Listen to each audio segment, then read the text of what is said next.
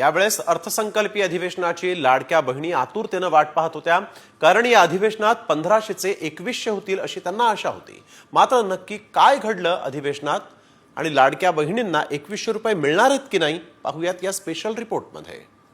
जे आम्ही बोलतो ते करून दाखवतो आणि म्हणून लाडक्या बहिणींना 1500 वरून 2100 रुपये 2100 रुपये देण्याचं आम्ही या ठिकाणी जाहीर करतो। ऐकलं काय म्हणाले तत्कालीन मुख्यमंत्री एकनाथ शिंदे? ते लाडक्या बहिणींना आम्ही 2100 रुपये देणार असं आश्वासन निवडणुकांपूर्वी देण्यात आलं। प्रचार सभांमधून त्याचा पुनरुच्चारही झाला। अजित पवारांनी तर लाडकी बहीण योजनेवरनं पिंक कॅम्पेनच चालवलं। निवडणुकीमध्ये मतांच्या रूपाने भरभरून प्रेम लाडकींनी महायुतीला दिलं।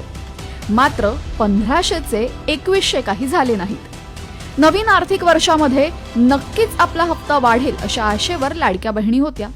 त्यामुळे लाडक्या बहिणींच्या मनातला हाच प्रश्न विधिमंडळाच्या अर्थसंकल्पीय अधिवेशनामध्ये काँग्रेसचे सतेज पाटील यांनी महिला आणि बालविकास मंत्री अदिती तटकरे यांना विचारला असता अदिती तटकरेंनी काय अजब उत्तर दिलंय, पाहूया।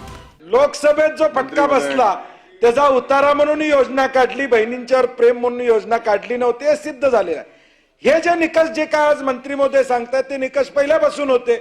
त्या निकषाची जबाबदारी जिल्हाधिकाऱ्यांच्यावर होती आणि त्यावेळी लाडकी असणारी बहीण आता का सावत्र वाटायला लागल्या असा प्रश्न। आणि पुढच्या वर्षभराचे गिरीश महाजनजी म्हणले तसं वर्षभराचे 1500 किंवा 2100 रुपये ऍडव्हान्स दिले तर तुमचा जाहीर कोल्हापूरमध्ये मी सत्कार करतो।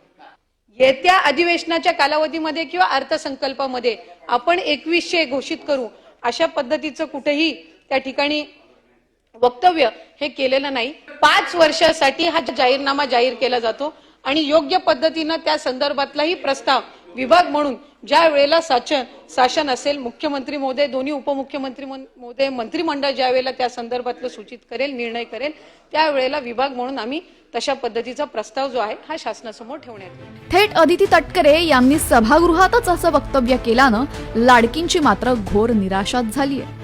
सरकार आल्या आल्या आपल्याला 2100 रुपये देणार या आशेवर असलेल्या लाडक्यांना अर्थसंकल्पीय अधिवेशनानंतरही वाढीव हप्ता मिळणार नसल्याचं स्पष्ट झालंय। त्यामुळे आता या पुढील काळात तरी सरकार दिलेला शब्द पूर्ण करणार की लाडकीच्या तोंडाला पानं पुसणार हे पाहणं महत्त्वाचं ठरेल। ब्युरो रिपोर्ट, साम टीव्ही।